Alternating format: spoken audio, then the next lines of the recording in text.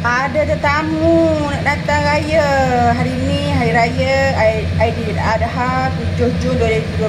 Selamat Hari Raya Aidiladha buat semua umat Islam. Selamat Hari Raya Aidiladha 1445 Hijrah. Hari ni lepas Hari Raya tadi, lepas tu dalam pukul 11 macam tu ada kawan WhatsApp kata ada rumah tak nak datang raya, lepas tu nak bagi daging korban katanya.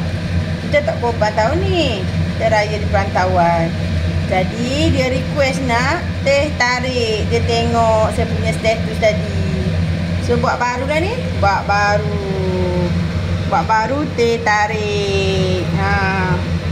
Tapi saya tak ada serbuk tau. Saya tak ada serbuk. Jadi saya guna yang uncang punya.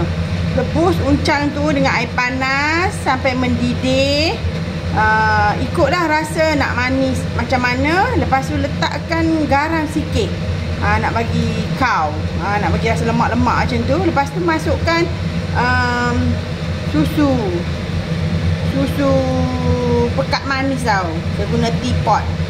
Okay, ikutlah rasa. Okay, lepas tu bila kita letak garam tu, dia akan rasa lagi sedap tau. So dia dah mendidih, tutup api macam ni. Lepas tu sebelum minum hidang pada tetamu tu, pastikan tarik dulu, guna 2 gelas. Tarik kiri kanan, tarik kiri kanan, dah berbuih, hidangkan pada tetamu. Mereka akan minta repeat.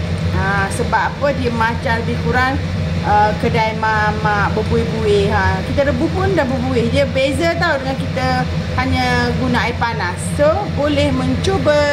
Selamat bercuba sekali lagi. Selamat Hari Raya Aidiladha 1445 Hijrah buat semua umat Islam. Okay, bye.